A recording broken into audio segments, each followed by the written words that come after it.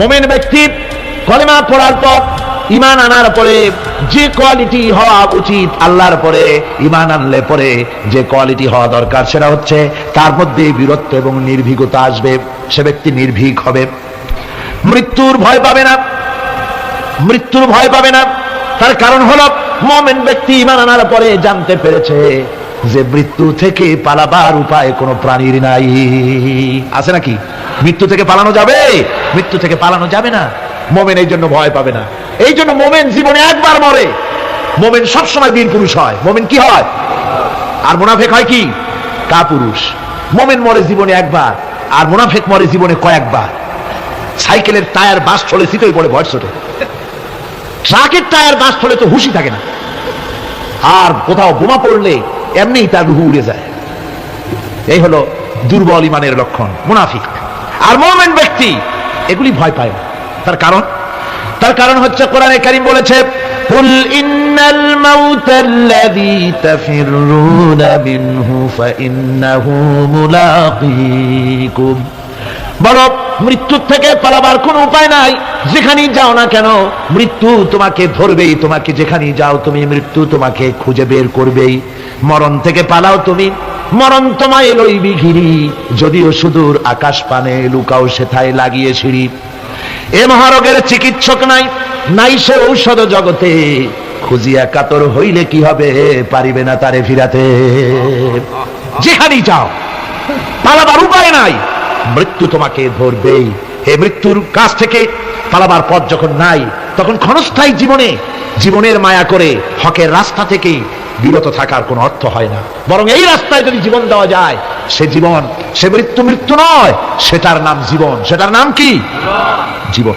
আরে জীবন তো আল্লাহ কিনে নিয়েছেন। আমাদের জীবন কে কিনে নিয়েছেন?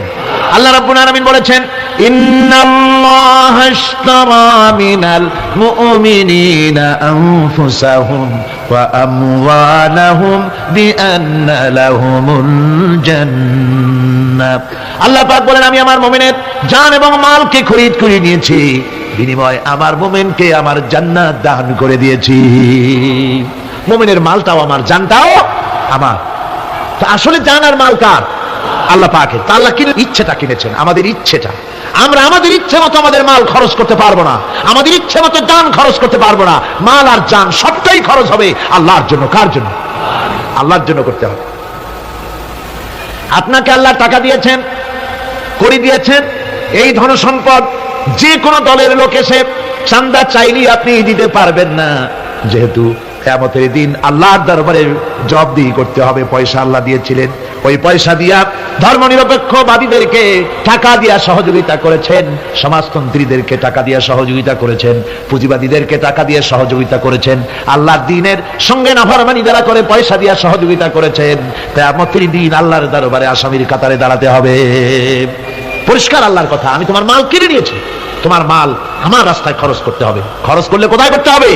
আল্লাহর রাস্তায়। আপনার নিজের ইচ্ছে মতো আপনি করতে পারবেন না। দেখুন, হিন্দুদেরকে, অমুসলিমদেরকে আপনি সাহায্য করবেন। যদি কোনো অমুসলিম তার মেয়েকে বিবাহ দিতে পারে না টাকার অভাবে, আপনি সাহায্য করবেন, জায়েজ আছে, সওয়াব হবে। একটা অমুসলিম তার সন্তানকে পড়াশোনার খরচ চালাতে পারছে না, আপনি সাহায্য করুন, জায়েজ আছে। অসুখ হয়েছে, রোগের চিকিৎসা করাতে পারে না অমুসলিম, সাহায্য করুন, জায়েজ আছে। কিন্তু অমুসলিম পূজা করবে, পয়সা দিয়ে মণ্ডপ বানাতে পারে না, বলির পাঠা কিনতে পারছে না পয়সার অভাবে, সেখানে মুসলমানের সাহায্য করা জায়েজ আছে?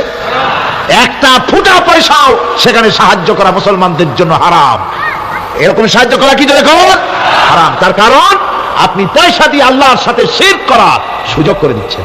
এই কথাটা যেমন ভাবে বুঝলেন, অনুরূপ ভাবে যারা আল্লাহর দ্বীন কায়েম করতে চায় না, আল্লাহর দ্বীনের বিরোধিতা করে, মানুষের তৈরি করা মতবাদ প্রতিষ্ঠার সংগ্রাম করে, তাদেরকে আপনি আপনার টাকা পয়সা দিয়ে সাহায্য করলে আল্লাহর কাছে অবশ্যই আপনাকে জবাবদিহি করতে হবে, যেহেতু আপনার জান, আপনার মাল সবটাই কার?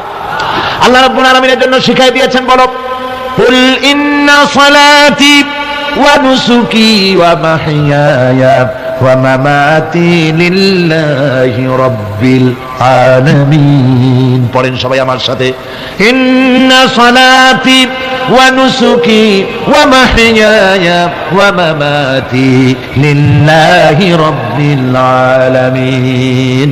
নিশ্চয়ই আমার নামাজ, আল্লাহ বলেন শিখাই দিচ্ছেন, বলো আমার নামাজ, আমার কোরবানি, আমার হায়াত, আমার মত সব কিছু ওই আল্লাহ রাব্বুল আলামিনের জন্য, যিনি তামাম জাহানের সৃষ্টি জগতের লালন কর্তা, পালন কর্তা, তার জন্যই নিবেদিত।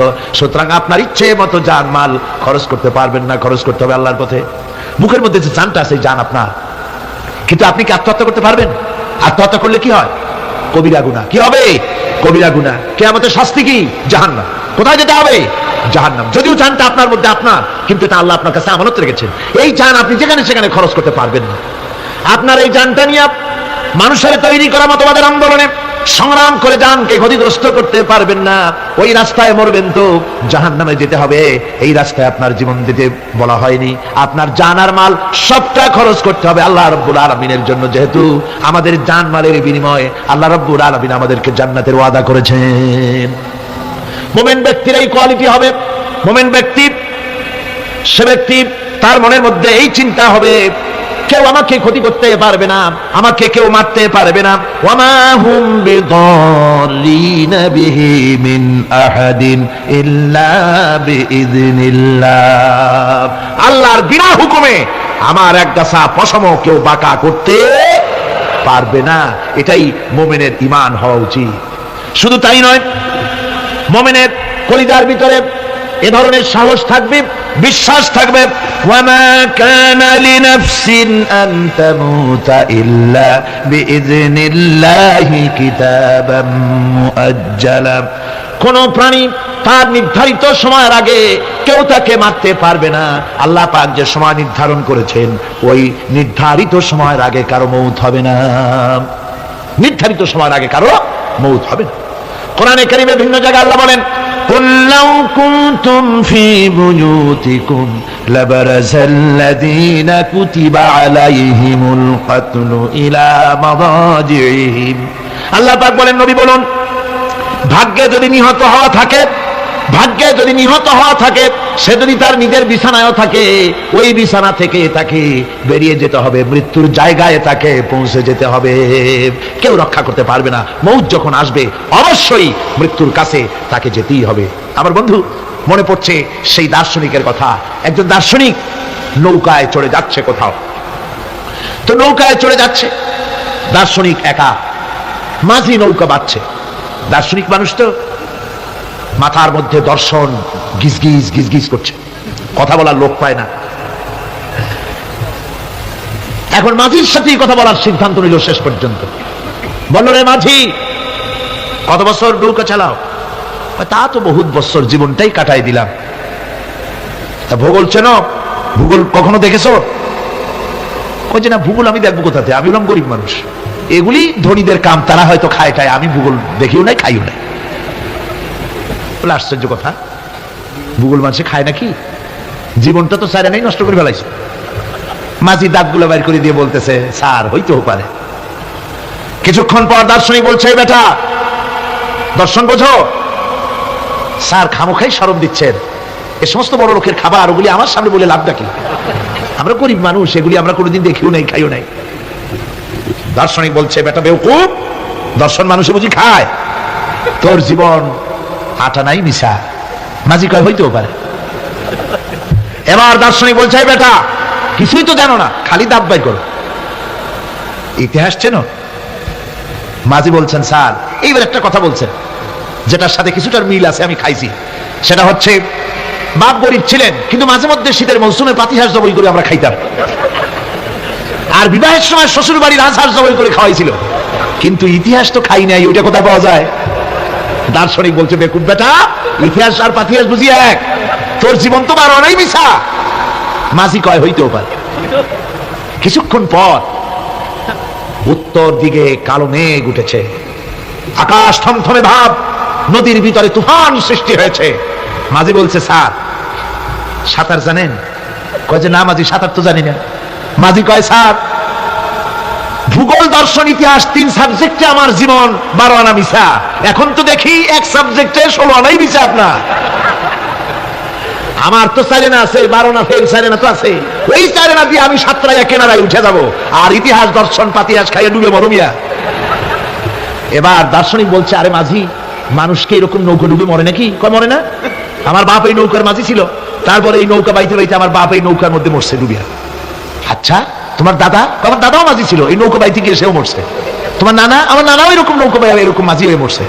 দার্শনিক কয় তুমি তো দারুণ বেহায়া, যে নৌকায় তোমার বাপ মরলো দাদা মরলো সেই ব্যবসা তুমি ছাড়তে পারো না, তুমি তো দারুণ বেহায়া। মাঝিরও বুদ্ধি কম না। মাঝি কয় যে স্যার আপনার বাপ জিন্দা আছেন? কয় না, মারা গেছেন। কোথায় মরছে? ঘরের মধ্যে খাটের উপরে চিত হইয়া আরামসে মারা গেছেন। আপনার দাদা? বলে তিনিও ঘরের মধ্যে বাস, ওইখানে ঘরের মধ্যেই মারা গেছেন খাটের উপরে। আপনার নানা? উনিও ঘরের মধ্যে চিত হয়ে আরামসে মারা গেছেন। মাঝি কয় যে আপনিও তো বেশরম কম না, যে ঘরের মধ্যে আপনার দাদা মরলো নানা মরলো গোষ্ঠী মরলো সেই ঘরটা তো এখন আপনি সারতে পারেন নাই।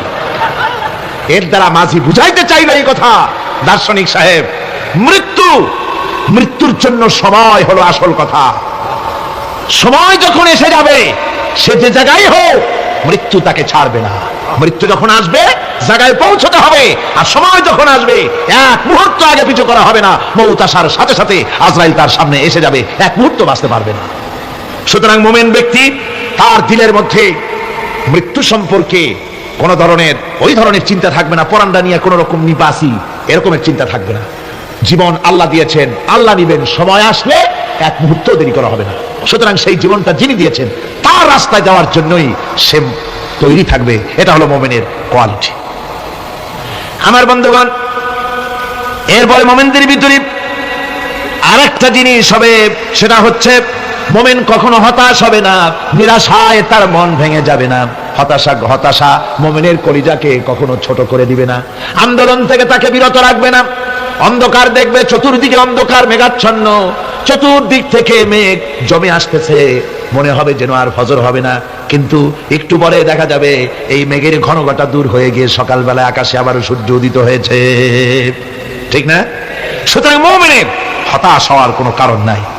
হতাশ হয় কারণ কোরআনে কারীমের মধ্যে বলা হয়েছে, ওয়ামান ইয়াকনাতু মির রাহমাতি রাব্বিহি ইল্লা দাল্লুন।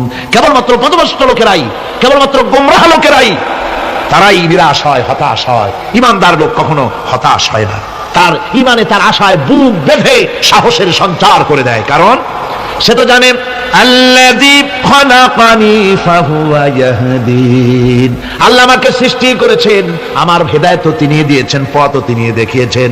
আল্লাযী হুয়া ইউতঈমুনি ওয়া ইয়াসকিন, আমি যখন ক্ষুধার্ত হই ওই আল্লাহই আমাকে খাওয়ান, আমি যখন তৃষ্ণার্ত হই তখন আল্লাহই আমাকে পান করান। ওয়া ইযা মারিদতু ফাহুয়া ইয়াশফিন, আর যখন আমি অসুস্থ হই ওই আল্লাহই আমাকে রোগমুক্ত করেন। সুবহানাল্লাহ। আল্লাহ পাক বলে, বান্দা যখন আমাকে ডাকে আমি বান্দার একদম নিকটে, তার ঘাড়ের চাইতেও নিকটে। ওয়া নাহানু আকরাবু ইলাইহি মিন হাবলিল ওয়ারিদ, আমি আমার বান্দার সারা যে রগের উপরে তার মাথা, এর থেকেও আমি আমার বান্দার বেশি নিকটে। সুবহানাল্লাহ পড়ে। আমি তোমার কাছে, আমার কাছে মাপ চাও, যত বড় গুনাহ হোক। ওয়া ক্বালা রাব্বুকুম উদউনি আস্তাজিব লাকুম, তোমার প্রভু তোমাকে ডেকে বলেছে আমাকে ডাকো, আমি মাফ করে দেব। সুবহানাল্লাহ। কত বড় কথা, আমাকে ডাকো, নিরাশ হও না, হতাশ হও না। আল্লাহর গজব বেশি না রহমত বেশি? আল্লাহর রহমত বেশি।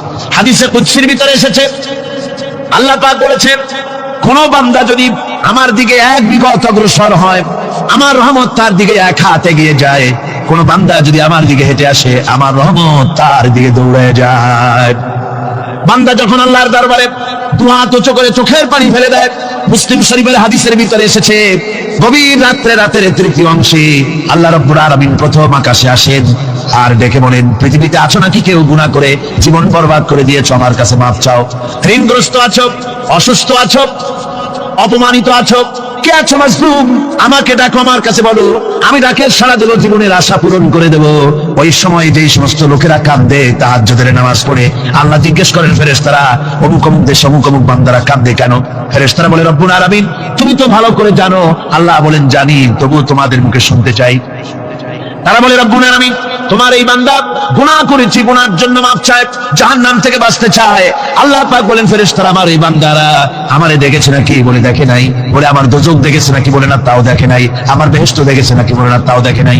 আল্লাহ পাক বলেন, ফেরেশতারা সাক্ষী থাকো, ওরা আমাকে দেখে নাই, আমার বেহেশত দোজখ কিছুই দেখে নাই, শুধুমাত্র আমার নবীর কথা, আমার কোরআনের কথা বিশ্বাস করে আরামের ঘুমকে হারাম করে যেভাবে তারা কাঁদতেছে, সাক্ষী থেকে যাও ফেরেশতারা, আমার রহমতের দরিয়ায় জোশ মেরেছে, আমার ওই ক্রন্দনরত বান্দাগুলিকে আমি আল্লাহ মাফ করে দিলাম। সুতরাং মুমিন বান্দা যারা, আল্লাহর মুমিন বান্দা যারা, এই ইমানের কোয়ালিটি, এটাও হতাশায় নিরাশায় ভেঙে পড়বে না। গুনাহ তো মানুষই করে, গুনাহ হয়ে গেছে মাপ চাও। তোমার গুনাহ কদ্দূর? তোমার গুনাহ যদি হয় পাহাড় সমান, আল্লাহর রহমত আকাশ সমান। জাহান্নামের কঠিন শাস্তি থেকে বাঁচতে হলে আল্লাহর প্রতি ঈমান আনতে হবে। আর ঈমান আনলে যে কোয়ালিটিগুলি হওয়া উচিত, সেগুলি আমি আপনাদের সামনে আলোচনা করছি। এরপর আরেকটি কোয়ালিটি হবে মুমিনের, তা হলো কঠোর কঠিন বিপদে অবিচল থাকবে, বিপদে ভেঙে পড়বে না। বিপদ আপদ, শত্রুতা, ক্ষয় ক্ষতি যা কিছু হয় সবই আল্লাহর পক্ষ থেকে, এটা মেনে নিতে হবে এবং ধৈর্য ধারণ করতে হবে। বিপদ মুসিবত শুধু উম্মতের জন্য নয়, দুনিয়ার সমস্ত নবীদের বিপদ এসেছে। হয় না নবীদের বিপদ আসে নাই? কোরআনে কারীম থেকে শুনুন, আল্লাহ রাব্বুল আলামিন বলেন, ওয়া কাযালিকা জাআলনা লিকুল্লি নাবিয়্যিন আদুওয়াম মিনাল মুজরিমিন। আল্লাহ পাক বলেন, এমনি করে আমি সকল নবীদের শত্রু বানিয়ে দিয়েছি, সব পাপিষ্ঠ আর অপরাধ প্রবণ লোকদেরকে। প্রত্যেক যুগে নবীদের শত্রু ছিল, প্রত্যেক যুগে নবীদের কি ছিল? শত্রু ছিল। সে শত্রু কারা ছিল? আল্লাহ পাক বলছেন নবীদের শত্রু ছিল পাপিষ্ঠ আর অপরাধ প্রবণ লোক, এরাই ছিল নবীদের দুশমন। রাসূলগণের অবস্থা যদি এই হয়, তাহলে তার উম্মত, ওই দিনের ধারক বাহক যারা, তাদের বুঝি বিপদ আপদ হবে না নাকি? হবে কিনা? তো ইসলামের বিরোধিতা যারা করে, কোরআনের পরিভাষায় বলা হয়েছে ইসলামের দুশমন, নবীদের দুশমন।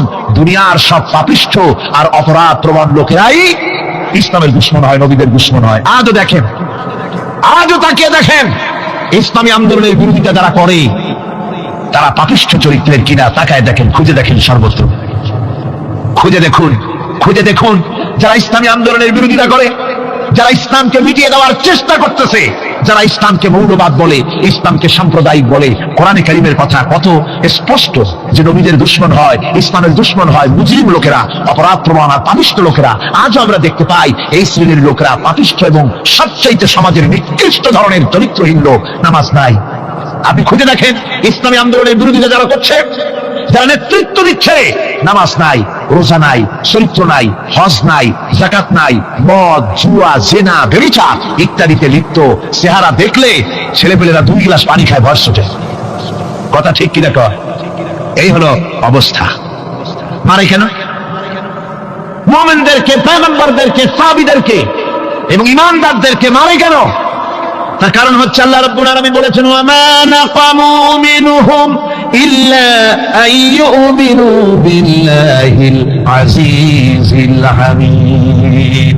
কাফিররা ঈমানদার লোকদেরকে অন্য কোন অপরাধী নির্যাতন চালায় না, নির্যাতন চালায় শুধু এই কারণে যেহেতু মুমিন লোকেরা পরাক্রমশালী, আল্লাহ রাব্বুল আলামিনের দ্বীনকে কায়েম করতে চায়, তার উপরে ঈমান এনেছে, এই কারণেই তারা মারে। ঠিক কিনা কয়? যুগে যুগে নবীদের উপরে, সাহাবীদের উপরে যে অত্যাচার হয়েছে, সেই অত্যাচার এই কারণেই হয়েছে, অন্য কোনো কারণে নয়। এই কঠিন বিপদে অবিচলতা এবং ধৈর্যের দৃষ্টান্ত নবীগণ পেশ করেছেন পৃথিবীর বুকে। আমরা দেখেছি ইব্রাহিম আলাইহিস সালামকে আগুনে ফেলানো হয়েছে, আছে না কোরআন শরীফে? আমি কিন্তু গল্প করতেছি না, সব কোরআনের কথা। কিসের কথা? ইব্রাহিম আলাইহিস সালামকে আগুনে ফেলানো হচ্ছে। অপরাধ কি? অপরাধ হচ্ছে হযরত ইব্রাহিম আলাইহিস সালাম দাওয়াত দিয়েছেন লা ইলাহা ইল্লাল্লাহ। জোরে পড়েন, লা ইলাহা ইল্লাল্লাহ, লা ইলাহা, লা ইলাহা ইল্লাল্লাহ মুহাম্মাদুর রাসূলুল্লাহ। হযরত ইব্রাহিম আলাইহিস সালাম দ্বীনের দাওয়াত দিয়েছেন, এক আল্লাহর দাওয়াত দিয়েছেন, ঈমানের দাওয়াত দিয়েছেন।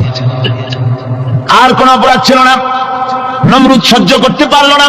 কোরআনে কারীমের মধ্যে সব কথাগুলি আল্লাহ পাক এই জন্য বিধৃত করেছেন, এই জন্য কোরআনে কারীমের মধ্যে সব কথা উঠায় দিয়েছেন, যাতে করে মুমিনেরা বিপদ আসলে পরে যেন ঘাবড়ে না যায়। ইব্রাহিম আলাইহিস সালামকে আগুনে ফেলানো হচ্ছে। ফেরেশতা বলছে, ইব্রাহিম তোমারে আগুনে ফেলায় দেওয়া হচ্ছে, আমার কাছে সাহায্য চাও, আমার কাছে ক্ষমতা আছে, আগুনগুলো উঠায় নমরুদের বংশ জ্বালায় দেব। হযরত ইব্রাহিম ফেরেশতার কাছে সাহায্য চাইছিলেন নাকি? তিনি বললেন, ফেরেশতা তোমার কাছে সাহায্য কেন চাইব? আমি তো এমন কোন অন্ধ আল্লাহর ইবাদত করি না যেই অন্ধ স্রষ্টা তার গোলামের দুঃখ দুর্দশা না দেখেন। আমি তোমার কাছে সাহায্য চাইব না। হযরত ইব্রাহিম আলাইহিস সালাম পাশ করলেন। কি বলেন, পাশ করছেন না? ঈমানের পরীক্ষায় পাশ। আগুনের মধ্যে হযরত ইব্রাহিমকে যখন ফেলানো হচ্ছে, রব্বুল আলামিন আগুনের প্রতিবাদ করে দিলেন, ইয়া নারু কুনি বারদাও ওয়া সালামান আলা ইব্রাহিম। আগুন আমার ইব্রাহিমের জন্য শান্তিদায়ক, ঠান্ডা হয়ে যা। এখন কি আর আগুনের বাপের ক্ষমতা আছে ইব্রাহিমকে পোড়ানো?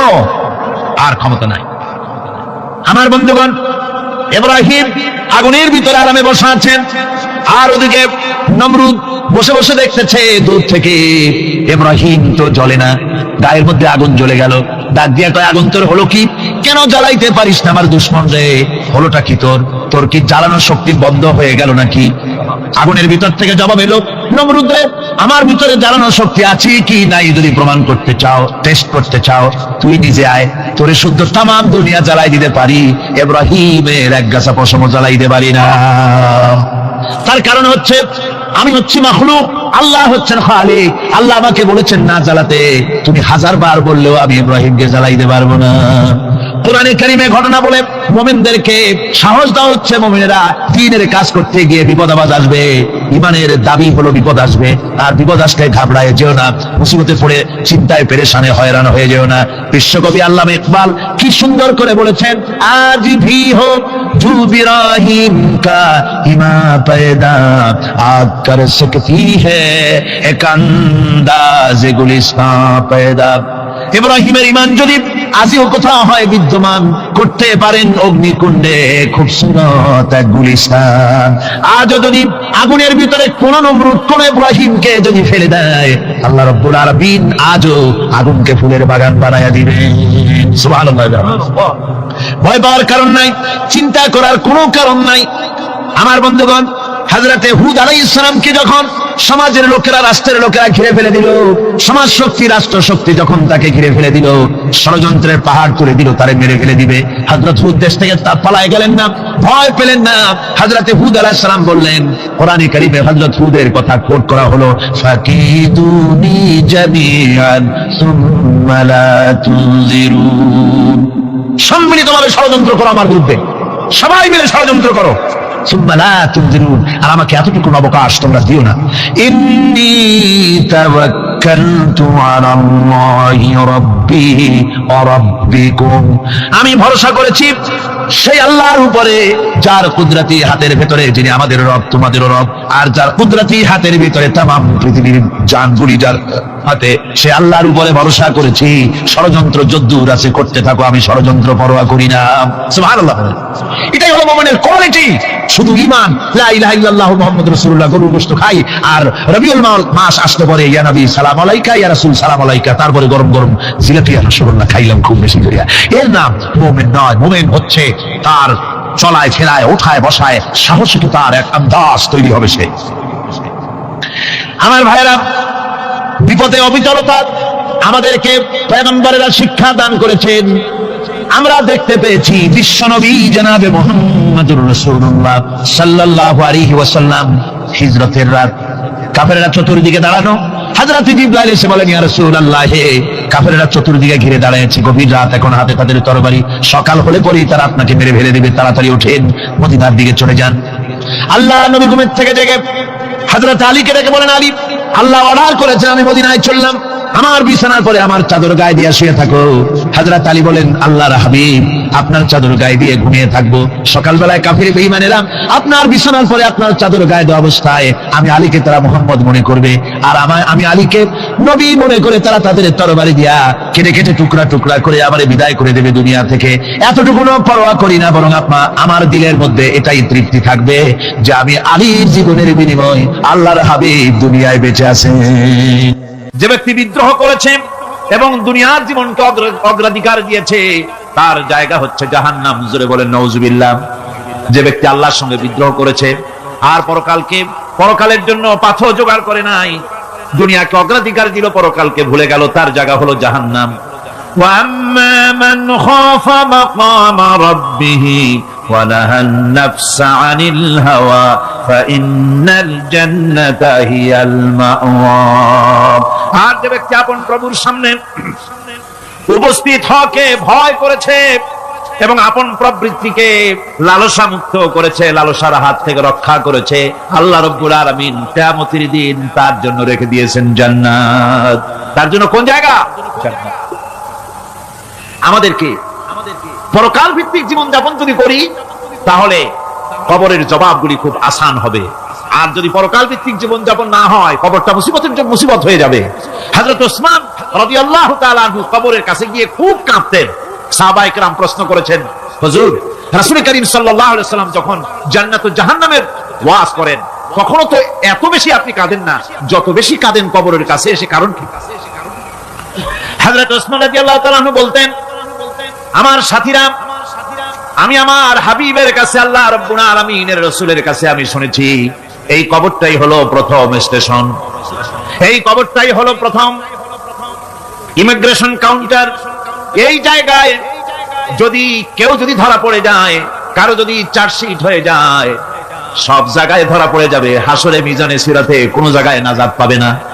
আর এই কবরটা যদি কেউ মুক্তি পেয়ে যায়, মিজান সিরাত হাসর সব জায়গা থেকে আল্লাহ তারে ভালোভাবে পার করে দিবেন। এটা হলো আসল জায়গা, মারাত্মক জায়গা, খুব মারাত্মক জায়গা। আমি এটাকে ইমিগ্রেশন কাউন্টার বলেছি আমার ভাষায়। ইমিগ্রেশন কাউন্টার যারা বিদেশ ভ্রমণ করেছেন তারা জানেন। লন্ডন যাবেন, আমেরিকা যাবেন, সৌদি আরব যাবেন, যে কোনো বিদেশে যাবেন, গেলেই পাসপোর্ট তারা দেখবে। পাসপোর্টে আপনার ন্যাশনালিটি কোনটা সেটাই তারা জানতে চাইবে। আপনি কোন দল করেন এটা তারা জানতে চাইবে না। আপনি কোন ভাষায় কথা বলেন তাও তাদের জানার দরকার নেই। প্রথমেই তারা আপনার ন্যাশনালিটি দেখবে, আপনার আইডেন্টিটি কি তারা জানতে চাইবে। তারপরে যদি স্যাটিসফ্যাক্টরি হয়, আপনাকে ভিসা দিয়ে ভেতরে ঢোকবার ব্যবস্থা করে দেবে। আর যদি তারা স্যাটিসফাইড না হয়, তাহলে আপনাকে মেহমানখানায় ঢুকানো হবে গ্রেফতার করে। কবর হচ্ছে এ ধরনের একটি ইমিগ্রেশন কাউন্টার। কবরের ভিতরে মানুষ যখনই রাখা হবে, সঙ্গে সঙ্গে দুজন ফেরেশতা আসবে। কবরের কাছে যারা এসেছিল, দাফন হয়ে যাওয়ার পর এই লোকগুলি 40 কদম যেতে যতক্ষণ লাগে, এর মধ্যেই দুজন ফেরেশতা এসে যাবে। এসে জিজ্ঞেস করবে, মান রব্বুকা, তুমি কোন দল করতে? ওটা তাদের জানার দরকার নেই। চাকরি কিসে করতেন ওটা জানার দরকার নেই। ব্যবসা করতেন না চাকরি করতেন, প্রয়োজন নেই। প্রথমেই জিজ্ঞাসা করা হবে ন্যাশনালিটি, প্রথমেই জিজ্ঞাসা করা হবে তার ন্যাশনালিটি সম্পর্কে, তার আইডেন্টিটিটা কি, এবং সেটাকে সত্যায়িত করার জন্য, বোঝার জন্য 3টি প্রশ্ন। প্রথম প্রশ্ন, মান রব্বুকা ওয়া মা দীনুকা ওয়া মান নাবিয়্যুকা, তোমার রব কে, তোমার দ্বীন কি, তোমার নবী কে। যদি এই ব্যক্তি বেঈমান হয়, মুনাফিক হয়, সে বলবে, হায় হাতা লা আদরি, হায় হাতা লা আদরি, জানি না আমার রব কে, আমি জানি না। তোমার দ্বীন কি, দ্বীন কারে কয় বুঝি না। এরপরে আল্লাহর নবী জনাবে মুহাম্মদ রাসূলুল্লাহ সাল্লাল্লাহু আলাইহি ওয়াসাল্লাম কে দেখানো হবে, বলা হবে, মা কুনতা তাকুলু ফি হাদার রাজুল, এই ব্যক্তি সম্পর্কে তোমার ধারণা কি নিকে? বলবে, আমি চিনি না। নাউযুবিল্লাহ। বাস, এরপরে তার যা হবার তাই শুরু হয়ে যাবে। আর যদি বান্দাটা মুমিন হয়, প্রশ্ন করা হবে, মান রব্বুকা, জবাব দেবে, রব্বি আল্লাহ, আমার রব আল্লাহ রাব্বুল আলামিন। ওয়া মা দীনুকা, দীনুনা ইসলাম, আমার দ্বীন হচ্ছে ইসলাম। এরপরে আল্লাহর নবীকে দেখানো হবে। কয়েক রকমের বর্ণনা আছে। কোন বর্ণনায় আছে হুজুরের আকারে দেখানো হবে, অথবা রাসূলকে সরাসরি দেখানো হবে। বলা হবে, মা কুনতা তাকুলু ফি হাদার রাজুল, এই লোকটি সম্পর্কে ধারণা কি?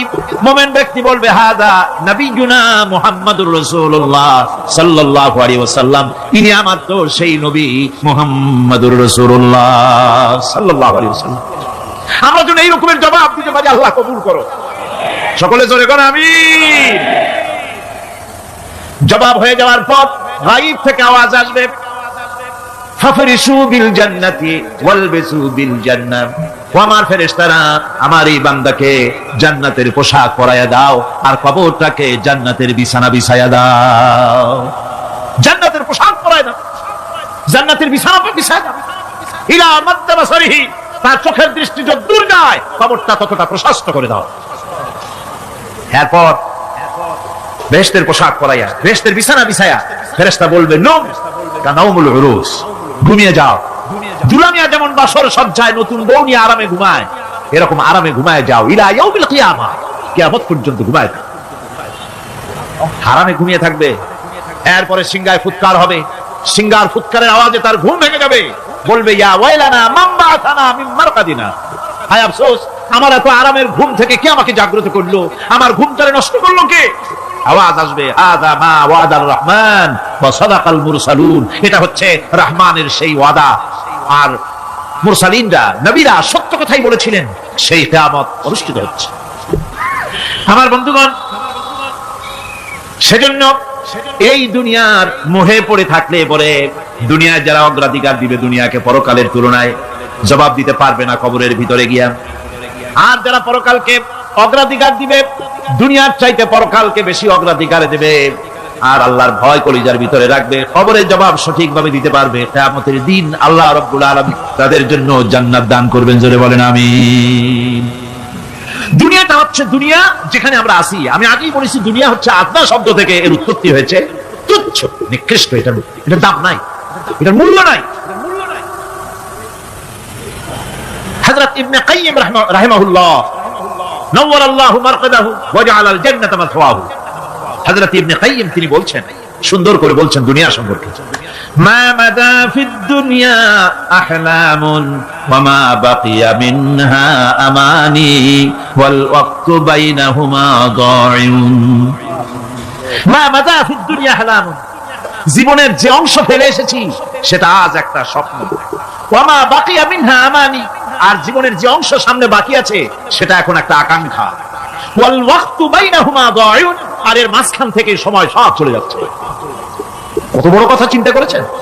জীবনের যে অংশ ফেলে এসেছি তা আজকে স্বপ্ন, তা কি বলে স্বপ্ন, আর সামনে যা আছে সেটা আকাঙ্ক্ষা, আর মাঝখান থেকে সময় সব চলে যাচ্ছে।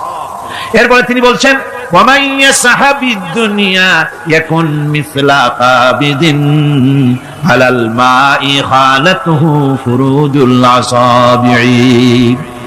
দুনিয়াদারের অবস্থা হচ্ছে এই, কেউ যদি দুই হাতে পানি খামসায় ধরে, দুই হাতে কি ধরছে বলে?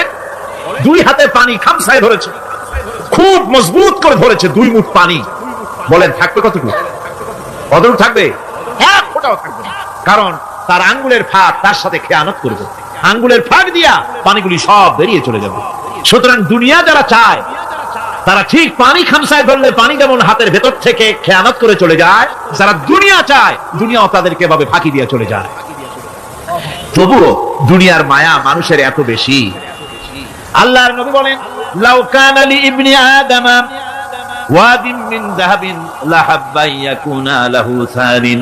এই পৃথিবীতে যদি কাউকে একটা মাঠ ভরে যদি সোনা দেওয়া যায়, লোকটা বলবে রব্বুল আলামিন, আমি যদি আরেকটা মাঠ এরকম সোনা ভরা পেতাম। দ্বিতীয় আরেকটা মাঠ দেওয়া হলে আবার বলবে, যদি তৃতীয় আরেকটা মাঠ সোনা ভরে যদি পেতাম। নবীজি বলেন, ওয়ালা ইয়ামলাউ জাওফু ইবনু আদামা ইল্লা তুরাব। মানুষের পেট 3.5 হাত মাটি ছাড়া, কবরের মাটি ছাড়া মানুষের পেট ভরবে না। আরো চাই, আরো চাই, চাওয়ার কোনো শেষ নাই। মানুষ এভাবে করে দুনিয়ার মহব্বতে এমনি পাগল হয়ে যায়, শুধু দুনিয়ার মহব্বত, পরকালকে বেমালুম ভুলে যায়। আমি কিন্তু এই কথা বুঝাতে চাই নাই যে পরকালের মহব্বতে, পরকালের ভয়তে বা পরকালের জন্য দুনিয়া আপনি বাজার ঘাট, বেচা কিনা, ব্যবসা বাণিজ্য সবকিছু ভুলে যান, না তা নয়। ভুল বোঝার কোনো কারণ নাই। পরকালকে অগ্রাধিকার দিতে হবে, মানে দুনিয়াটা চিরস্থায়ী জায়গা নয়। চিরস্থায়ী হচ্ছে কোনটা? আখিরাত। চিল্লা এখন কোনটা? সুতরাং এখানে যা করতে হবে, আখিরাতে জবাবদিহিমূলক জীবন যাপন করতে হবে। আপনি ব্যবসা করবেন, ওজনে কম দিতে পারবেন না। আপনি খাদ্যে ভেজাল দিতে পারবেন না, চুরি করতে পারবেন না, ডাকাতি করতে পারবেন না, জেনা করতে পারবেন না, বদমাশি করতে পারবেন না, মদ খেতে পারবেন না, সন্ত্রাসী হতে পারবেন না, হাইজ্যাকার হতে পারবেন না, চাঁদাবাজ হতে পারবেন না, মুনাফাখোর হতে পারবেন না, আপনি চোরাকারবারি হতে পারবেন না, ঘুষখোর হতে পারবেন না, সুদখোর হতে পারবেন না। এই সব কাজ পরকালকে বিশ্বাস করলেই এ সমস্ত কাজ থেকে মানুষ বিরত থাকতে পারে। কথা ঠিক কিনা? সুতরাং এই পৃথিবী থাকবে না, এটা কি চিরকাল থাকবে না? এর একটা পরিসমাপ্তি ঘটবে। যেমন করে সারা বছর লেখাপড়া করার পর কলেজে, বিশ্ববিদ্যালয়, মাদ্রাসায়, হাই স্কুলে, সব জায়গায় সারা বছর লেখাপড়া করার পর যেমন পরীক্ষা দেওয়ার একটা দিন আসে, সারা বছর ব্যবসা করার পর হিসাব নিকাশ করার যেমন একটা সময় আসে, সারা মাস চাকরি করার পর বেতন পাওয়ার যেমন একটা দিন আসে, সারা জীবন চাকরি করার পর পেনশন পাওয়ার যেমন একটা সময় আসে, অনুরূপ ভাবে এই দুনিয়া যেদিন শেষ হয়ে যাবে, আল্লাহ নির্ধারিত সময় শেষ হয়ে যাওয়ার পর একটা সময় আসবে যখন আল্লাহ রব্বুল আলামিন সব শেষ করে দিবেন, লন্ডভন্ড হয়ে যাবে, কিছু থাকবে না। কোরআনে কারীমে আল্লাহ সব বলেছেন, কোরআনে সব আল্লাহ বলে দিয়েছেন। আল্লাহ পাক বলেন এই পৃথিবীর সব কেমন ভাবে ধ্বংস হবে তার চিত্র আল্লাহ পাক কোরআনে কারীমে তুলে ধরেছেন। ইযাস সামাউ ফাতারাত ওয়া ইযাল কাওয়াকিবু তাসারাত ওয়া ইযাল বিহারু ফুজ্জিরাত ওয়া ইযাল কুবুরু বু'সিরাত। যখন আকাশসমূহ দীর্ঘ বিদীর্ণ হয়ে যাবে, তারকাগুলি বিক্ষিপ্ত হয়ে ছিটকে পড়বে, আর সমুদ্রগুলি উচ্ছ্বসিত হয়ে পড়বে, কবরগুলি সব তার ভেতরে যা আছে উদ্গীরণ করে দেবে, তারকাগুলি স্থিমিত হয়ে যাবে। এরপরে সমস্ত আকাশগুলি কাতাইয়িস সিজিল্লিল কুতুব, কিতাবের পৃষ্ঠার মতো একটার পরে একটা ঠাস ঠাস করে পড়তে থাকবে, চূর্ণ বিচূর্ণ হয়ে ভেঙে চুরে একাকার হয়ে যাবে। পাহাড়গুলিকে উড়িয়ে দেওয়া হবে, চন্দ্র এবং সূর্য একাকার হয়ে। আল্লাহ রাব্বুল আলামিন বলেন ফাইদা বারিকাল বাসার ওয়া খাসাফাল কমার ওয়া জুমিআশ শামসু ওয়াল কমার। চক্ষু যখন বিস্ফারিত হয়ে যাবে, চাঁদ যখন তার আলো হারিয়ে ফেলবে, সূর্য যখন তার আলো হারিয়ে ফেলবে, চাঁদ আর সূর্য সব একাকার হয়ে যাবে, সেই সময়ের অবস্থাটা কি চিন্তা করো। মানুষ হয়রান হয়ে দৌড়াদৌড়ি করবে। وحملت الأرض والجبال فدكتا دكة واحدة। জমিন এবং পাহাড়গুলির মধ্যে আল্লাহ রাব্বুল আলামিন সংঘর্ষ বাঁধিয়ে দিবেন, পাহাড়গুলি ভেঙে চুরে টুকরা টুকরা হয়ে যাবে, পাহাড়গুলি উঁচু করে জমিনের উপরে আছাড় মেরে আল্লাহ রাব্বুল আলামিন ভেঙে চুরে চুরমার করে দিবেন। সুবহানাল্লাহ। ওয়া তাকুনুল জিবালু কালইহনিল মানফুশ, পাহাড়গুলো পেঁজা ধোনা তুলার মতো করে উড়িয়ে দেওয়া হবে, পাহাড় উড়ে যাবে। সুবহানাল্লাহ। পাহাড় পাথরের তৈরি করা পাহাড়, এই পাহাড়গুলি তুলার মতো হয়ে উড়বে কিভাবে? আমি এই দৃশ্য নিজের চোখে কিছুটা হলেও দেখছি। আজ থেকে 10 দিন আগে আমি ইতালি সফর করে এসেছি। ইতালির রাজধানী রোম। রোম প্রাচীন সভ্যতার লালন ভূমি। কোরআনে কারিমে সূরায়ে রোম রয়েছে, এই রোম সেই রোম। এখানের বাদশার কাছে রাসূল করিম সাল্লাল্লাহু আলাইহি ওয়াসাল্লাম হেরাক্লিয়াসের কাছে চিঠি পাঠিয়েছিলেন, সেই রোম। 12 থেকে 15,000-এর মতো বাংলাদেশি মুসলমান সেখানে আছে। জুমার দিন যেদিন আমি গেলাম তার পরের দিনই জুমা ছিল। জুমার নামাজ পড়লাম ভ্যাটিকানের কাছেই বিশাল মসজিদ, ইউরোপের ভিতরে সবচেয়ে বড় মসজিদ এটা। রোম ইসলামের দুশমনদের রাজধানী। সেখানে যখন আযান হচ্ছে আশহাদু আন্না মুহাম্মাদার রাসূলুল্লাহ, আমার অনুভূতির কথা আপনাদেরকে বোঝাতে পারবো না, কি অনুভূতির সৃষ্টি হয়েছে আমার ভেতরে। ভ্যাটিকানের পোপ এক পাশে, কিছু দূরেই ভ্যাটিকান, ওটা হচ্ছে গোটা পৃথিবীর সমস্ত খ্রিস্টানদের কাবা, ভ্যাটিকান। তার পাশেই বিশাল মসজিদ, সেখানে নামাজ পড়লাম।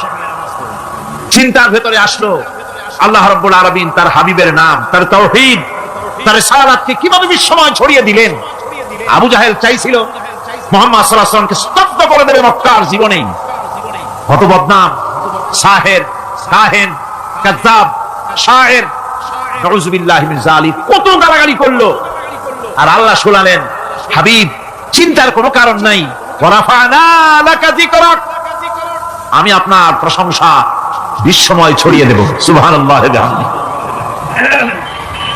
রোম প্রোগ্রাম শেষ করে আমাকে তারা নিয়ে গেল, যেটা আমি বলছি সফর কাহিনী শোনাবার সময়টা না, যেহেতু এর সঙ্গে প্রাসঙ্গিক সেজন্য বলছি। পাহাড় কেমনে তুলার মতো হয়ে উড়বে তার নজির দেখেছি।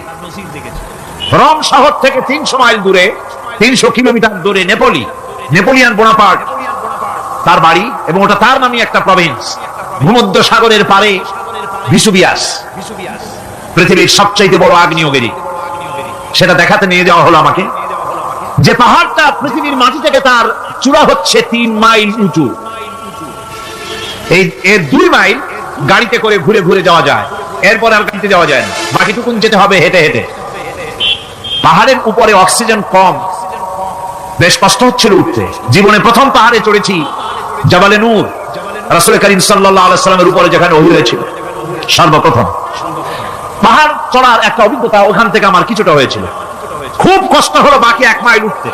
যখন বিসুবিয়াসের একদম শীর্ষে চলে গেছি, সেখানে গিয়ে আমার সাথে 15-20 জন লোক ছিল।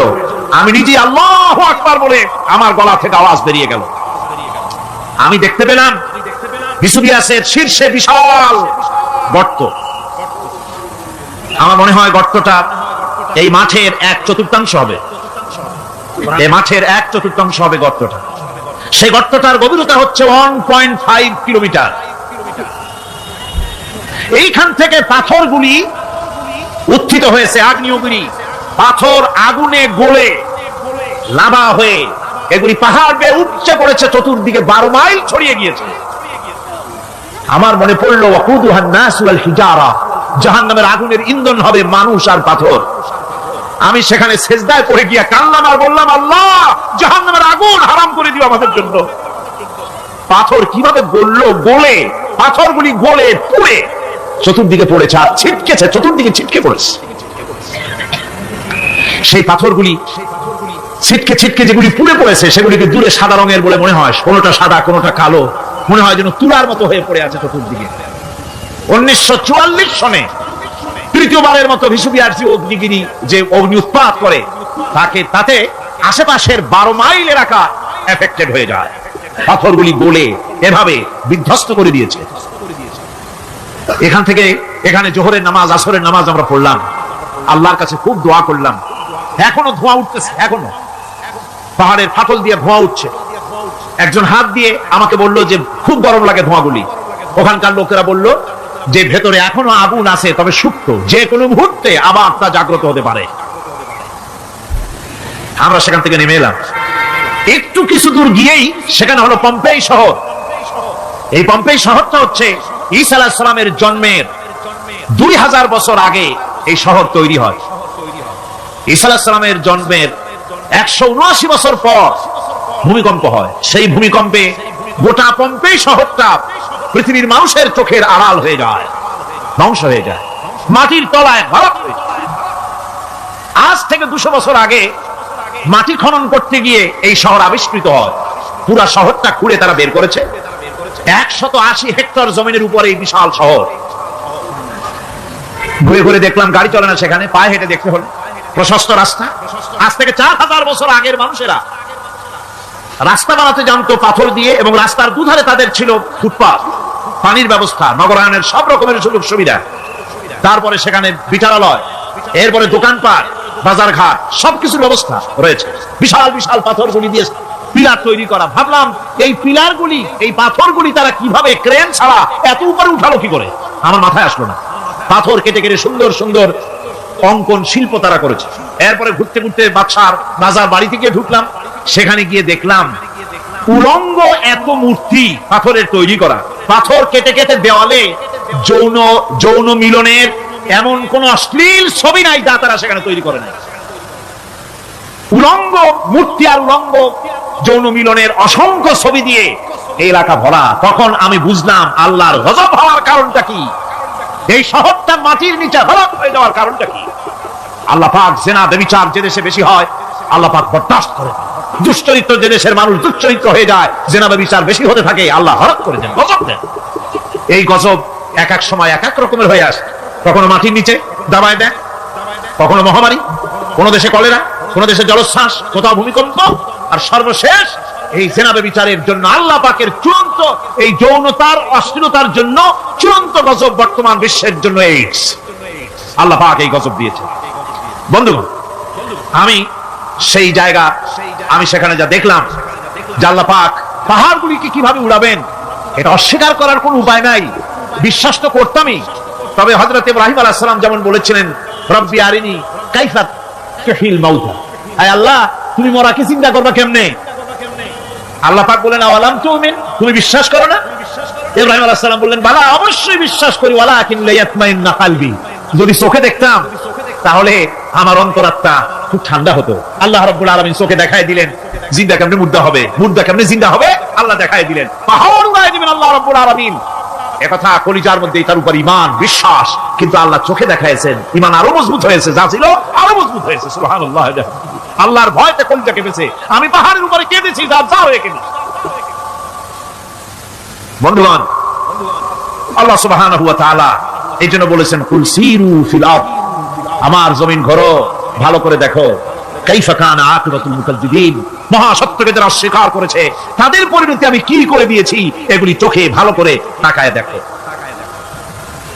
আমার বন্ধুগণ, সুতরাং এই পৃথিবীর অবসান হবে, এই পৃথিবী ধ্বংস হবে, এই পৃথিবী চূড়ান্ত ভাবে শেষ হয়ে যাবে। হ্যাঁ, আরেকটি কথা বলতে হয়, সেটা হচ্ছে যে এই রোম থেকে আরেকটু দূরে 900 মাইল দূরে হচ্ছে সিসিলি, 900 মাইল দূরে। সেখানে এই সিসিলি মুসলমানেরা শাসন করেছিল 350 বছর। সেই সিসিলিতে রয়েছে 360টা মসজিদ মুসলমানদের করা। সমস্ত মসজিদগুলি আজ তালা বন্ধ, একটা মসজিদও খোলা নাই। সেখানকার মুসলমানেরা ওয়াজ শুনতে এসেছিল রোমে। আমি তাদের জন্য পরামর্শ দিয়েছি যে গভর্নমেন্টের কাছে তোমরা দাবি জানাও যে অন্তত একটা মসজিদের দরজা আমাদের জন্য খুলে দাও। রোমের অবস্থানরত প্রবাসী বাংলাদেশি মুসলমানেরা আমাকে বলেছে, তাদের অনেকের বাড়ি চট্টগ্রামেও আছে, আমাকে বলেছে তাদের চোখে পানি আসছে বলার সময় যে চিরময় তাফসীর মাহফিল যখন আসে ওই যেটা কামতে থাকে যাওয়ার জন্য। তো যাওয়া তো সম্ভব না এত দূর থেকে, আমাদের সালাম বলে দিবেন যত লোক আসবে, আর আমাদের জন্য দোয়া করতে বলবেন যেন এই রোমের ভিতরে আমরা ইসলামের আদর্শের ভিত্তিতে আমরা যেন চলতে পারি। আপনারা দোয়া করুন তাদের জন্য। ভাইরা আমার, এই পৃথিবী একদিন পরিসমাপ্তি ঘটবে এবং আল্লাহর দরবারে আমাদেরকে উঠতে হবে এবং সেখানে আমাদের বিচার হবে। সেখানে আমাদের কি হবে? বিচার হবে। আল্লাহ পাক বিচারটাকে নির্ভুল করার জন্য, সঠিক করার জন্য প্রত্যেকের গলায় আমলনামা ঝুলায় রাখছে, এখানে রেকর্ডের ব্যবস্থা করা হয়েছে। আল্লাহ পাক বলছেন ওয়া কুল্লা ইনসানিন আলজামনাহু তাইরাহু ফি উনুকিহি ওয়া নুখরিজু লাহু ইয়াওমাল কিয়ামাতি কিতাবান ইয়ালকাহু মানশুরা। আল্লাহ পাক বলেন প্রত্যেকের ভালো মন্দ কর্মফল, কর্মলিপি আমি তার গলায় ঝুলায় রেখেছি। কিয়ামতের দিন সে নিজের কাছে স্পষ্ট সব দেখতে পারবে, কোনো জিনিস বাদ পড়বে না। তার গলায় তার আমলনামা ঝুলানো আছে, সব রেকর্ড হতেছে। আমরা যা করছি সবগুলি রেকর্ড হয়ে যাচ্ছে। বর্তমান বিজ্ঞানীরা আবিষ্কার করেছে যে মানুষের শরীরের ভিতরে ডিএনএ আছে, রক্তের ভিতরে ডিএনএ, এটা একটা কোড। মানুষের রক্তের ভিতরে ডিএনএ আছে। যেমন তার ব্রেনের ভিতরে কতগুলি কোষ আছে, এক একটা কোষ এক এক ধরনের কাজ করে, অনুরূপ ভাবে তার শরীরের ভিতরে রক্তের ভিতরে ডিএনএ আছে। এই ডিএনএটা কি? এই ডিএনএটা হচ্ছে, এই ডিএনএ একটা কম্পিউটারের মতো কাজ করতেছে। লোকটা কি করবে, কোথায় যাবে, সে ভালো হবে মন্দ হবে কি হবে, সব তার ডিএনএর মধ্যে রেকর্ডকৃত আছে। এটা বোঝার জন্য একটা সুন্দর দৃষ্টান্ত দেওয়া যায়। যেমন এই কাগজটাকে আপনারা মনে করুন একটা গাড়ির ব্লু প্ল্যান, একটা ব্লুপ্রিন্ট, একটা গাড়ির ব্লুপ্রিন্ট। এখানে লেখা আছে গাড়ি কিভাবে তৈরি হবে। এই কাগজটা নিয়ে ঘরের মধ্যে রেখে দিলেন। এখন এই কাগজটা থেকেই অটোমেটিক গাড়ির উইন্ডো তৈরি হলো, শিল তৈরি হলো, গাড়ির বডি তৈরি হলো, চেসিস তৈরি হলো, টায়ার তৈরি হলো, ইঞ্জিন তৈরি হলো, ব্যাটারি তৈরি হলো, পেট্রোল নিল, আর কোন রকমের ড্রাইভার ছাড়াই গাড়ি চলতে আরম্ভ করলো। এই কথাটা যদি মনের মাথার মধ্যে আনতে পারেন যে এটা কিভাবে হইতে পারে, এতে লেখা অনুযায়ী যেভাবে হওয়া যদি সম্ভব হয়, অনুরূপ ভাবে মানুষের রক্তের ভিতরে ডিএনএ এর আবিষ্কার করেছে। এর ভিতরে মানুষের ভালো মন্দ, কোথায় যাবে কি করবে, সবকিছুর মধ্যে রয়েছে। কোরআনে কারীম আল্লাহ রাব্বুল আলামিন, আমি গত বছর বলছিলাম যে বিজ্ঞানের আবিষ্কার যত বাড়বে কোরআন বোঝা মানুষের জন্য তত সহজ হবে। কোন সুবহানাল্লাহ। কোরআন বোঝা মানুষের জন্য তত সহজ হবে। সুতরাং মানুষের গলার সাথে আল্লাহ পাক বলছেন যে একটা আমলনামা আমি ঝুলাই দিয়েছি তার গলার সাথে, সে যা করতেছে ওখানে সব লিপিবদ্ধ হচ্ছে, কম্পিউটারাইজড, কম্পিউটারের মতো এগুলি সব গ্রহণ করতেছে। এগুলি কিয়ামতের দিন তার সামনে হাজির করা হবে। কিয়ামতে যখন আমলনামা তার সামনে দিয়ে বলা হবে ইকরা কিতাবাকা কাফা বিনাফসিকাল ইয়াওমা আলাইকা হাসিবা, তাকে বলা হবে নিজের কর্মলিপি নিজেই পড়ো, আজ তুমি তোমার নিজের হিসাব নিতে যথেষ্ট। বন্ধুগণ, এই মাহফিলে যত লোক আমরা বসে আছি, আমরা আমাদের হিসাব নিতে যথেষ্ট না আরেকজন লাগবে? কোন আমরা যথেষ্ট কিনা? কথা বোঝেন নাই। আমি বলতে চাইছি এটা, আমরা যদি এখন চোখ বুঝে চিন্তা করি যে পিছনের জীবনে কি করেছি, মনে পড়বে নাকি পড়বে না? বলেন সবাই, পড়বে কি পড়বে না? ছোটবেলায় কবে পায়ের নিচে কাঁটা ফুটেছিল, কবে কোথায় আছাড় খেয়েছিলেন, কবে কার বেল তাল আম কাঁচা আম চুরি করে খেতে গিয়ে কিল খেয়েছিলেন, তারা খেয়েছিলেন, তাকে এখন মনে নাই? আছে। তাহলে কি ওই তাল বেল চুরি করতে গিয়ে যে কিলটা খাইছিলেন সেটাও মনে আছে, ভালো মন্দ সব মনে আছে। তাহলে কোন হোটেলের রুমে কি করছিলেন, কোন স্কুলে কোন কলেজে কি করছিলেন, তারপরে জীবনে ছোট বড় ঘটনাগুলি সব বুঝতে মনে পড়বে না। এবার হিসাব করেন, মনে যদি পড়ে এবার হিসাব করেন আপনি জান্নাতি না জাহান্নামী। আপনি আপনার নিজের হিসাব নেওয়ার জন্য যথেষ্ট। তাকে হিসাব করতে বলা হবে, তোমার হিসাব, তোমার নিজের হিসাব নেওয়ার জন্য তুমি যথেষ্ট, তোমার হিসাব তুমি নিজেই করো, এটা পড়ো। আর সেই কিয়ামতের দিন কোন সাহায্যকারী মিলবে না। লান তানফাকুম আরহামুকুম ওয়ালা আওলাদুকুম ইয়াউমাল কিয়ামাহ। লান তানফাকুম, কিয়ামতের দিন কোনো ফায়দা হবে না, অবশ্যই কোনো ফায়দা হবে না, কোনো উপকারে আসবে না। কিয়ামতের দিন তোমার সন্তান, তোমার স্ত্রী, তোমার মাল, তোমার সম্পদ কোন উপকারে আসবে না কিয়ামতের ময়দানে। সেদিন সব তোমার সাথে বিচ্ছা করবে, সব পালায় যাবে। সেখানে উৎকোষেরও কোনো কারবার নাই যে ঘুষ টুস দিয়া, ফেরেশতাদের কোন রকম বুঝবাজ দিয়া, আলাদা কোনো চোরাগলি পথ দিয়া একেবারে ফুট করে ভেস্তে চলে যাবেন, এমন কোনো সুযোগ নাই। অনেকে বলে হুজুর এমন কিছু দোয়া শিখায় দেন যাতে ওই সব জেহাদ বোমা এগুলি খুব ভয় পাই, ওসব রাস্তা টাস্তা না, খুব সহজে কিছু দোয়া দুরূদ করিয়া আস্তে করে জান্নাতে চলে যাওয়া যায়, এরকম একটা দোয়া, এরকম একটা পথ বলে দেন। আমি বলি ভাই, এরকমের কোন চোরাগলি আমার রাসূল আবিষ্কার করতে পারেন নাই, আল্লাহর পয়গম্বরের ওই ধরনের পথ, কোন পথ আবিষ্কার করতে পারেন নাই। সেখানে কিয়ামতের দিন কাউকে উৎকোষ গ্রহণ করার কেউ নাই, উৎকোষ দেওয়া যাবে না। আর উৎকোষ দিবি না কি, আপনার কাছে কিছু নাইও, থাকলেও নেওয়ার কেউ নাই। এই দুনিয়ায় ফাঁকিবাজি করে বহুত কিছু করা যায়, কিন্তু কিয়ামতের মাঠে এগুলি কিছুই চলবে না। اليوم لا ينفع مال ولا بنون। কিয়ামতের দিন ধন সন্তান সন্ততি আর সম্পদ কোনো কাজে লাগবে না। সেদিন শুধু আমল যদি ভালো হয় কাজে লাগবে, আমল খারাপ হবে সব শেষ হয়ে যাবে। আল্লাহ রাব্বুল আলামিন নবীজিকে ডেকে বলেছেন, নবী আপনি বলেন, কুল মা কুনতু বিদআম মিনার রাসূল, আপনি বলুন আমি কোন নতুন রাসূল নই, আমার আগে অনেক নবী রাসূল পৃথিবীতে এসেছেন, তারা বিদায় হয়ে গেছেন। আমি জানি না কিয়ামতের দিন আল্লাহ রাব্বুল আলামিন আমার সাথে কি ব্যবহার করবেন, আর আমি এও জানি না যে কিয়ামতের দিন আল্লাহ পাক তোমাদের সাথে কি ব্যবহার করবেন। এই আয়াত নাযিল হওয়ার পর আল্লাহর হাবিব তার মেয়েকে ডাকলেন, জামাইকে ডাকলেন, নাতিদেরকে ডাকলেন, আহলে বাইতদেরকে ডাকলেন, আর বললেন, ও আমার মেয়ে কলিজার টুকরা ফাতেমা গো শোনো, কেবলমাত্র আয়াত নাজিল হয়ে গেল, আল্লাহ পাক আমাকে শুনাইছেন কিয়ামতের দিন আমি জানি না আমার সঙ্গে কি ব্যবহার করা হবে, আর এও জানি না যে তোমাদের সাথে কি ব্যবহার করা হবে। ও আমার কলিজার টুকরা মেয়ে ফাতেমা, কিয়ামতের দিন মুহাম্মদ সাল্লাল্লাহু আলাইহি ওয়াসাল্লামের মেয়ে, এই হিসাবে তোমার নাজাতের ফয়সালা হবে না। ও আমার কলিজার টুকরা নাতি হাসান আর হোসেন, কিয়ামতের দিন মুহাম্মদ সাল্লাল্লাহু আলাইহি ওয়াসাল্লামের নাতি হিসাবে ফয়সালা হবে না। ও আমার জামাই হযরতে আলী, কিয়ামতের দিন আমার জামাই হিসাবে নাজাতের ফয়সালা হবে না। আমল যদি ভালো হয় ফয়সালা ভালো হবে, জান্নাতে চলে যাবে। আমল যদি খারাপ হয় কার নাতি কার জামাই দেখা হবে না। সুবহানাল্লাহ, কঠিন কিয়ামতের মাঠ। এই পরকালের বিশ্বাস যদি কলিজার মধ্যে ঢোকে মানুষ ভালো হয়ে যাবে। কোন সুবহানাল্লাহ। আপনাদের দৃষ্টিতে পারবে, কথার জবাব যে দিলেন না। পুলিশে কি মানুষের চরিত্র ভালো বানাইতে পারবে? পুলিশের চরিত্র ভালো বানাবে কেনা, সেটাই তো কথা। মানুষের চরিত্র যাতে ভালো থাকে, মানুষের জন্য খারাপ কাম না করে সেজন্য পুলিশ, পুলিশ যাতে খারাপ কাম না করে সেজন্য আরো একটা ডিপার্টমেন্ট আছে না, তারা যাতে খারাপ কাজ না করে সেজন্য আরেকটা আছে। এন্টি কারাপশনের আবার এন্টি কারাপশন আছে, তার উপর আবার এন্টি কারাপশন আছে। এন্টিটার অভাব নাই। সুতরাং পুলিশ দিয়া, বিডিআর দিয়া, আর্মি দিয়া মানুষের, দেশের, জাতির চরিত্র ভালো বানানো যায় না। রাসূলুল্লাহ এ দিয়া বানান না, এটা ইসলামের নিয়ম নয়। পুলিশ দিয়া, আর্মি দিয়া দেশের মানুষের চরিত্র ভালো বানানো যায় না। চরিত্র ভালো বানানো যায় কেবলমাত্র পরকালের ভয় দিয়া। কি ভয় দিয়া?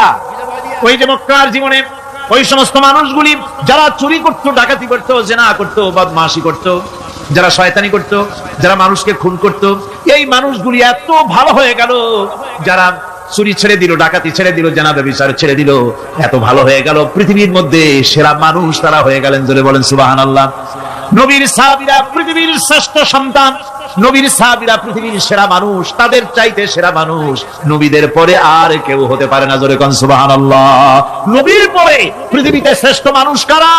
সাহাবায়ে কেরাম রিদওয়ানুল্লাহি তাআলা আলাইহিম আজমাইন।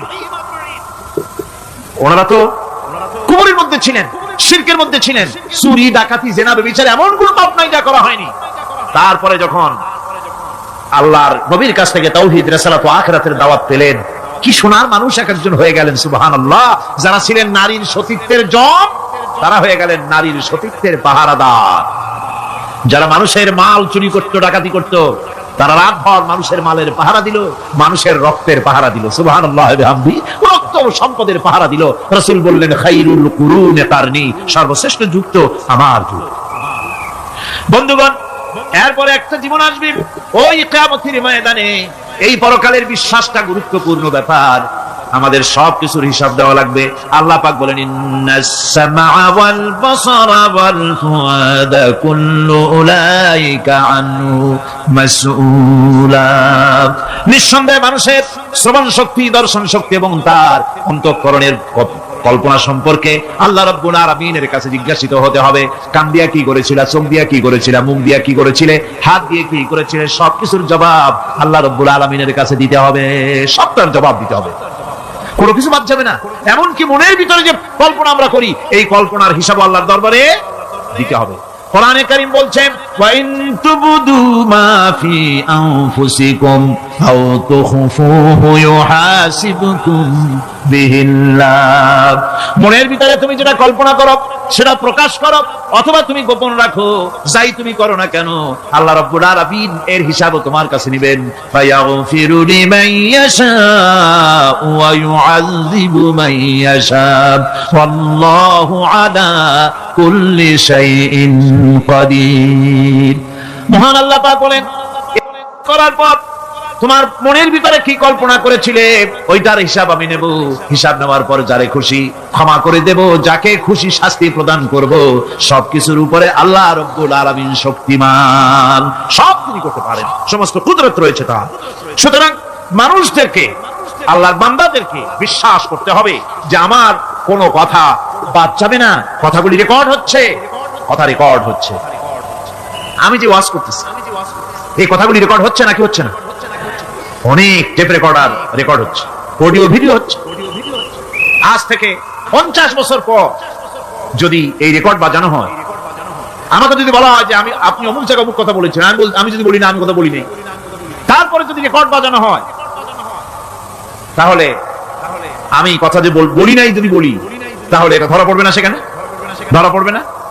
তাহলে এই মানুষের কথা প্লাস্টিকের ফিতায় রেকর্ড করে 50 বছর, 100 বছর, 200 বছর, 500 বছর যদি প্লাস্টিকের ফিতায় এটাকে চলচ্চিত্র করে অথবা টেপ রেকর্ডারে করে যদি ধরে রাখা যায়, এই বুদ্ধিটা কে দিলেন কত দেখি? সবাই কন্যা বুদ্ধিটা দিলেন কে? যে আল্লাহ রাব্বুল আলামিন মানুষের মাথায় বুদ্ধি দিলেন, যার দ্বারা সে মানুষের কথাবার্তা, অ্যাক্টিভিটি সব ধরে রাখতে পারে। সে আল্লাহ রাব্বুল আলামিন বুঝি আপনার আমার কথা এবং আপনার আমার অ্যাক্টিভিটিসকে তিনি বুঝি ধরে রাখতে পারবেন না কিয়ামত পর্যন্ত? পারবেন কিনা? সেজন্য রাব্বুল আলামিন বলেন, মা ইয়ালফিযু মিন কাওলিন ইল্লা লাদাইহি রাকীবুন আতীদ। সমস্ত কথা রেকর্ড হচ্ছে। সুবহানাল্লাহ কোন জোরে! সমস্ত কথা রেকর্ড হচ্ছে, একটা কথাও বাদ যাবে না। মুখ আছে বলেই কথা বলবেন তা না, হিসাব করে কথা বলতে হবে। গীবত গাওয়া যাবে না, মিথ্যা কথা বলা যাবে না, মিথ্যা ওয়াদা করা যাবে না। মিথ্যা ওয়াদার তো মৌসুম এসে গেছে। কি কোন বোঝেন কথা? হ্যাঁ, মিথ্যা ওয়াদার মৌসুম এসে গেছে। এখন মৌসুমে বাহার, মিথ্যা বলার। কত সুন্দর সুন্দর ওয়াদা, সোনা দিয়ে রাস্তা বানায় দেবো। অভুক্ত মানুষদের বলা হয় না খেয়ে মরবেন না, কিন্তু কি খেয়ে মরবে তাও কয়। আমরা যদি যাইতে পারি তাহলে মটকির মতো রসগোল্লা বানাই, গরুর গাড়ির চাকার মতো জিলাপি বানাই, খাইতে গিয়ে হা করে চিত হয়ে থাকি। কত রঙিন রঙিন কথা। মিথ্যা ওয়াদার সময় ভাইরা আমার, পরকাল যদি বিশ্বাস করে সেই ব্যক্তি কিছুতেই মুখ আছে বলেই যা খুশি বলবে না, পরনিন্দা করবে না, পরচর্চা করবে না, হাত আছে বলেই যা তা লিখবে না। ঘটনা হইল একটা, লিখলো আর একটা। কলম একটা আছে বলেই যা খুশি তা লেখা যায় না, মুখ আছে বলেই যা খুশি তা বলা যায় না, চোখ আছে বলেই যা খুশি তা দেখা যায় না। গরু খাওয়া জায়েজ করা হয়েছে বলে গরুর লেজ থেকে মাথা পর্যন্ত পাইকারি দরে সব খাওয়া যায় না। গরু খাওয়া হারাম না হালাল? হালাল। পাইকারি দরে লেজ থেকে মাথা পর্যন্ত সব খাওয়া হালাল না। ওর মধ্যে আল্লাহ কিছু হারাম রেখে দিয়েছে, সেগুলোকে বাইসে খাইতে হবে। আল্লাহ দেখতে চান পাইকারি দরে জমের খাওয়া খাও না আমার হারাম গুলি বাদ দিয়ে খাও, নিষেধ করা গুলি বাদ দিয়ে খাও। মুখ আছে বলেই যা খুশি তা বলা যাবে না, কান আছে বলেই যা খুশি তা শোনা যাবে না, চোখ আছে বলেই যা খুশি তা দেখা যাবে না, হাত পা আছে বলেই যা খুশি তা করা যাবে না। সবটার পেছনে আল্লাহ রাব্বুল আলামিনকে ভয় করা লাগবে। মহান আল্লাহ রাব্বুল আলামিন বলে, বান্দারে তোমার সমস্ত কার্যাবলী এমনকি তোমার চাহনিটা পর্যন্ত কার দিকে কি নিয়তে তাকাইছো কেউ জানে না, আমি আল্লাহ রাব্বুল আলামিন জানি। ওয়ায়ালামু খায়নাতাল আয়ুনি ওয়া মা তুখফিস সুদূর। তোমার অন্তঃকরণ কি জিনিস গোপন করে আর তোমার চক্ষু কি লুকোচুরি খেলে আমি টের পাই। সুবহানাল্লাহ ওয়া বিহামদি। চশমার ফাঁক দিয়া কি দেখো, কানে দেখো, কি নজরে দেখো, সানগ্লাস পরিয়া কেউ ঠিক পায় না, আমি ঠিক পাই। সুবহানাল্লাহ, জোরে কান সুবহানাল্লাহ। সুতরাং চোখের নজরের হিসাব হবে, হাতের কাজের হিসাব হবে, পায়ের চলার হিসাব হবে, আপনার বলার হিসাব হবে, মুখে যা বলেছেন যা করেছেন, হাত পাও দিয়ে যা করেছেন সবকিছুর হিসাব হবে কিয়ামতের দিন। আল্লাহর দরবারে সবকিছু উপস্থিত হবে, কোন জিনিস বাদ পড়বে না।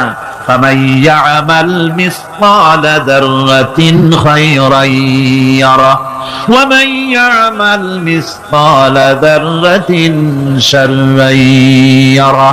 ছোট্ট একটা ভালো কাজ যদি করো তাও হাজির করা হবে, সামান্যতম ভালো কাজও তোমার বাদ পড়বে না। আর ক্ষুদ্রতম কোন খারাপ কাজ করলে তাও উপস্থিত করা হবে, সব তোমার সামনে, কোন জিনিস বাদ পড়বে না, সব দেখতে পাবে কিয়ামতের দিন। ভালো কাজটাও আর খারাপ কাজটাও আল্লাহর কাছে সেদিন আল্লাহ পাক মানুষের সামনে উপস্থিত করে দিবেন। আল্লাহ পাক বলছেন, সেদিন এই জমিন তার ভিতরে যা লুকায়িত ছিল জমিন সব বের করে দেবে।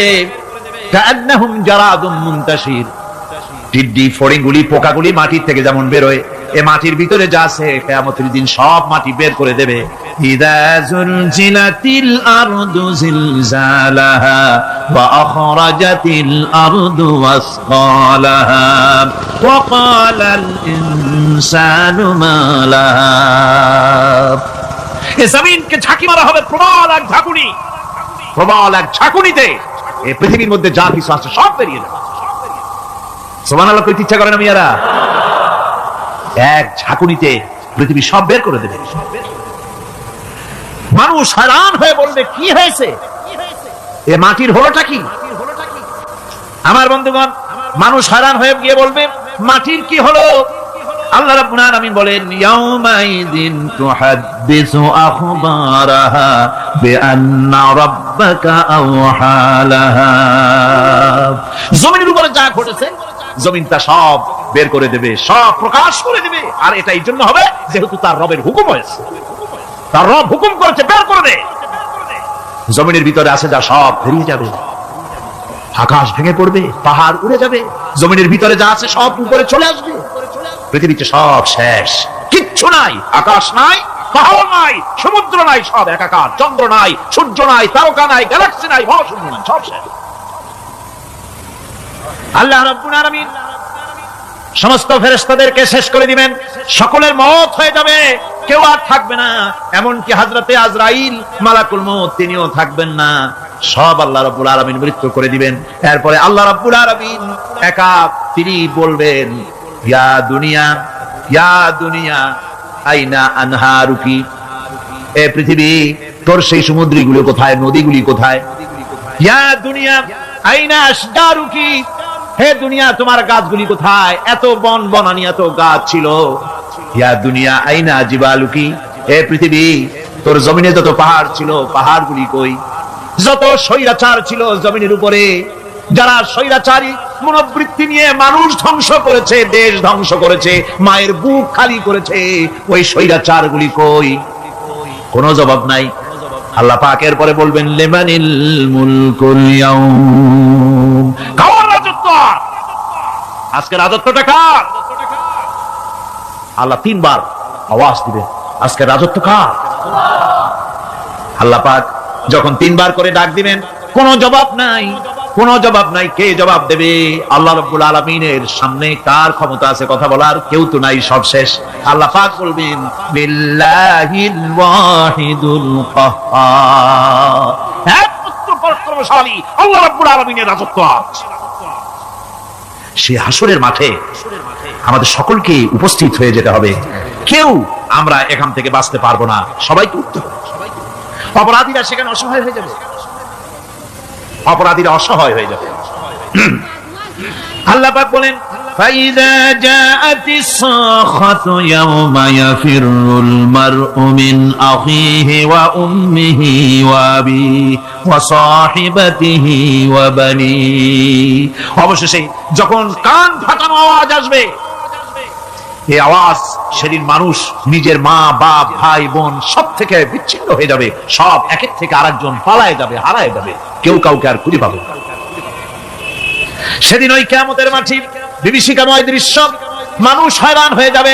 মাথার এক হাত অথবা অর্ধ মাইল অথবা এক বিগত এতটুকুন উপরে ওই প্রকাণ্ড সূর্যটার তাপ আসবে, গুনাহগারের মাথার চান্দি ফেটে গিয়া মগজগুলি গলে গলে নাক কান দিয়ে বের পড়তে লাগবে, জিহ্বাটা কুকুরের মতো ঝুলে নাভিস্থল পর্যন্ত পড়ে যাবে, মাটিটা সূর্যের উত্তাপে তামার মতো গরম হয়ে যাবে, সারা হাসর জুড়ে আওয়াজ হবে পানি পানি পানি।